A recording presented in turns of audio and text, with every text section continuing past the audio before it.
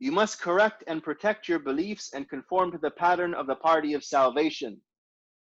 These are those known amongst the other Islamic factions as the people of the Sunnah and Jama'ah. So the word in Arabic for this is Ahlus Sunnah wal Jama'ah. Ahlus Sunnah wal Jama'ah. The people of the Sunnah and the people who look to stick together as one group. We have other hadith to this case as well. For example, there's a hadith that Yadullahi ma'al Jama'ah. Right? Yadullahi ma'al Jama'ah. Allah's hand, or Allah's providence, Allah's favor is with those people who look to stick together. And that whenever you see a people splintering or a people involved in sectarianism or accusing one another of this or that, or the worst of these accusations is of course, you're a kafir, you're not a Muslim. When we see this happening, this is when we know there's the curse of Allah is on those people. You see this sort of division, right? And that the sign that Allah's favor is with a people is that they look to stick together, right? They look to come together as a people. So this is a sign of Allah's favor. Author continues, they are those who firmly adhere to the way of the Messenger of God, sallallahu alaihi wasallam, and of his companions. If you look with a sound understanding into those passages relating to the sciences of faith in the book, the Sunnah, and the sayings of the virtuous predecessors, whether they be companions or followers, of course being at-tabi'een,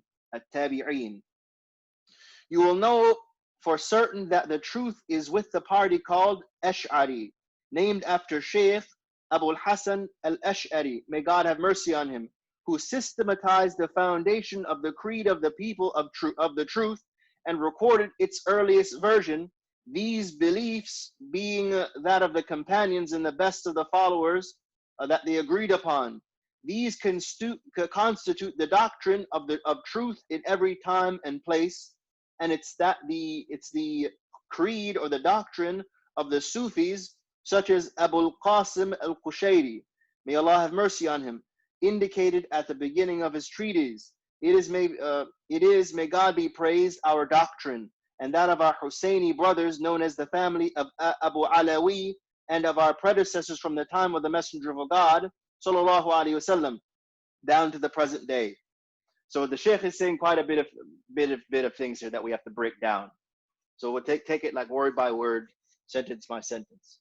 He's saying that there's a Shaykh, his name is Abul Hasan al-Ash'ari.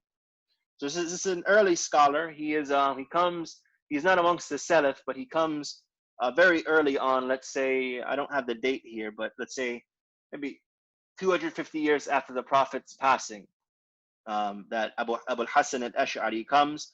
And what he does, does what we call canonization. Canonization, that you take information, you make it orthodox, so you systematize this information, you canonize it. So he does this for Islamic belief, right? So he is. So this is. Of course, we should mention that so there are two scholars that do this canonization. One of them is Abul Hasan al-Ash'ari. The other one is Imam al-Maturidi. I'm forgetting his first name, but Imam al-Maturidi. These two scholars. The interesting thing with these scholars is that one scholar was in Iraq, the other one was in Khorasan, or the lands of like Afghanistan. He was further out. They didn't know one another. But the interesting thing is that they canonize and systematize basically the same belief, right? And it shows you the correct nature, that the correctness is the sign in that they were both correct, is that they came to largely the same conclusions. Even though they didn't know each other, and they were in two completely different places. No.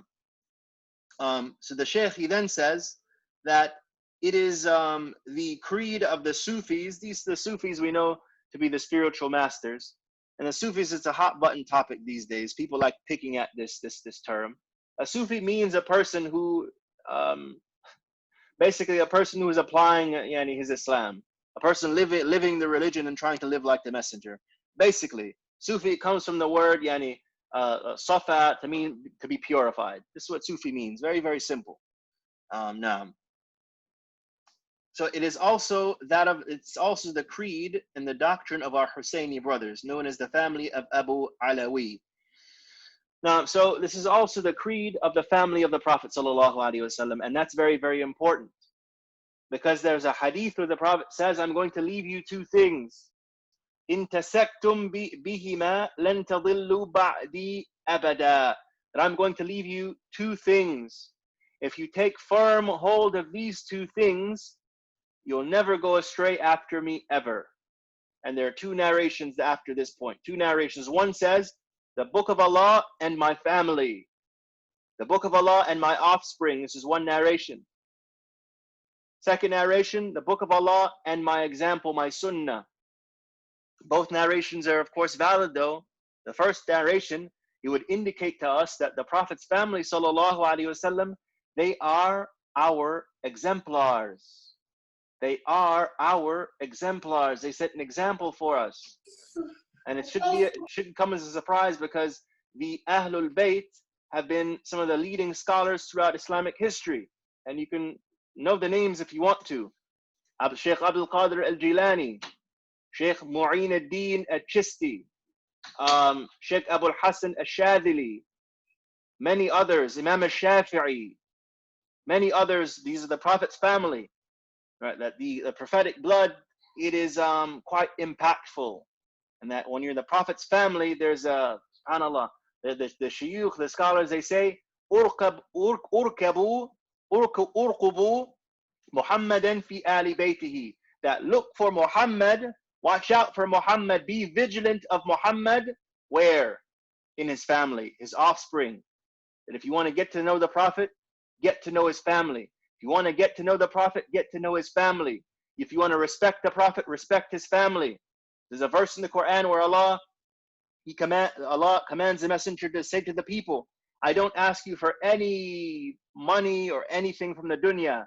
The only thing I ask you for is al-mawaddata fil qurba, that you look out for my family, respect my family.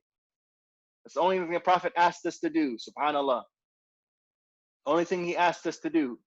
And the reality of that request that he makes, this is the interesting thing, that request, it's not even for his family.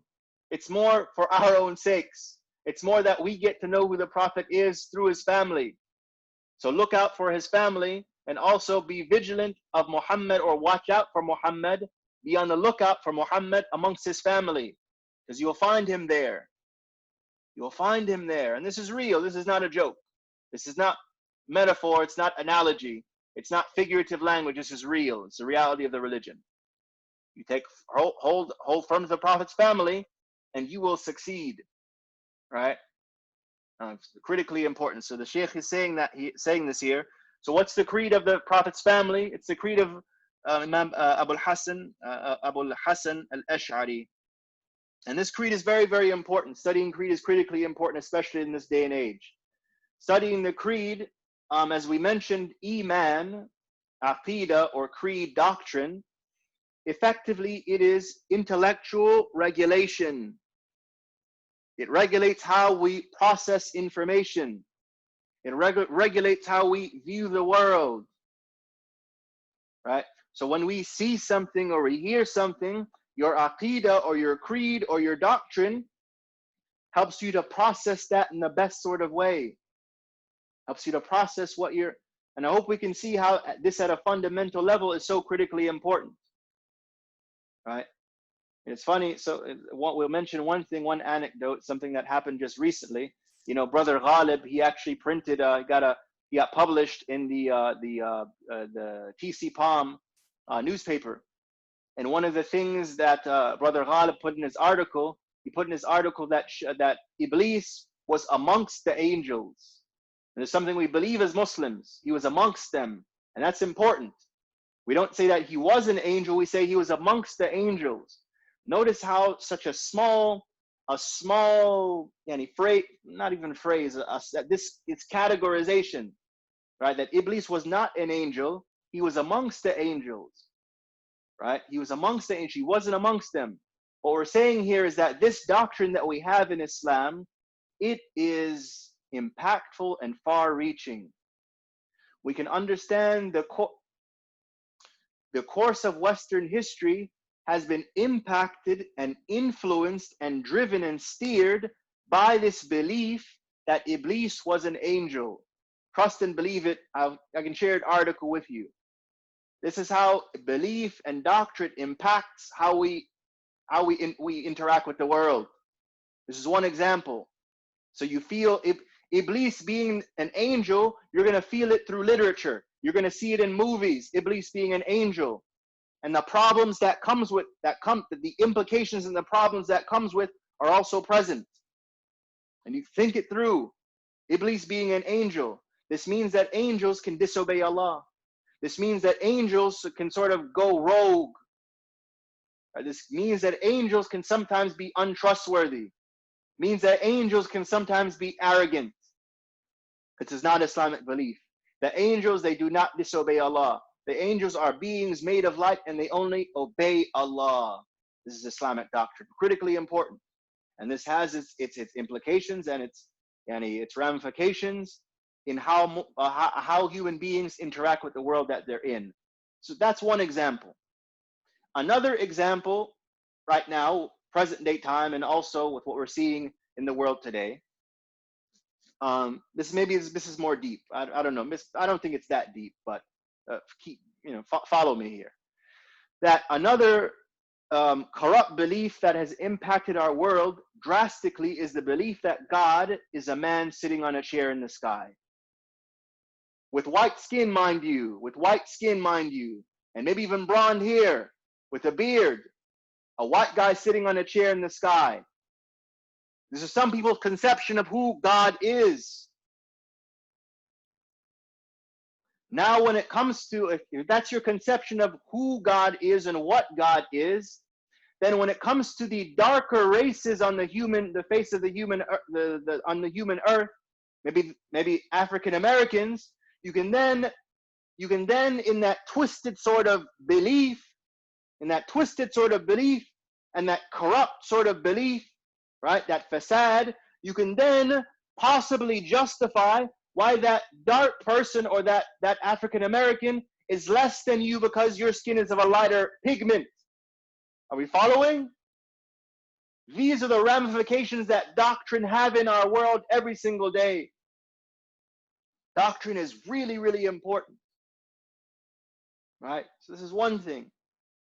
And doctrine, when we talk about philosophy, we talk about communism, Marxism, even democracy as we know it, and all the other isms that are out there, we should understand these as being like creeds or doctrines, really.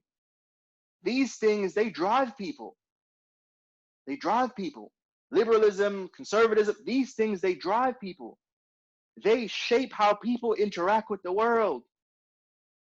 Whatever ism you have out there, that it will these doctrines that are out there, that any ism, it's a doctrine, it's an aqidah, it's a belief system.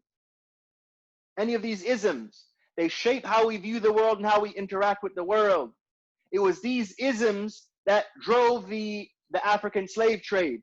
It was these isms that brought about the rise of colonialism, or the subjugation of the entire Indian subcontinent, for example. It was these doctrines, and these are doctrines, these are aqa'id, creeds. People really, really believe these things.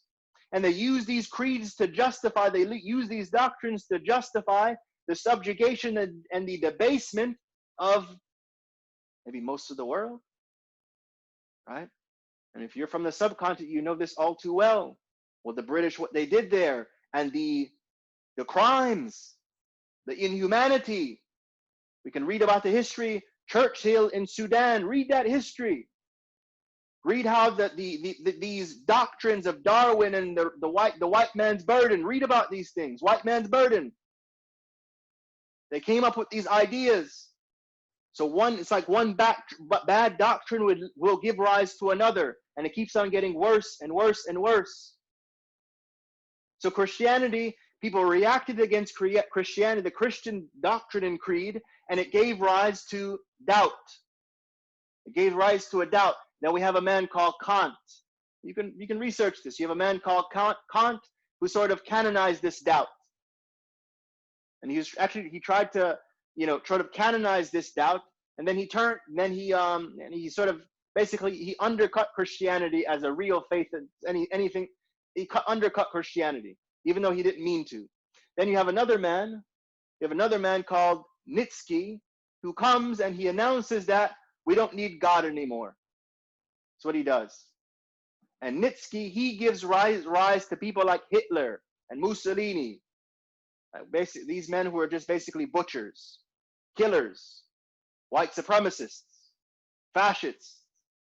So anyway, that's a short synopsis of the modern day affair.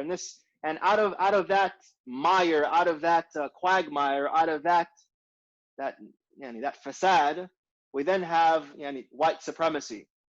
And resulting out of that, we have a white officer putting his neck on his foot on the neck of an African American for almost 9 minutes, no expression on his face.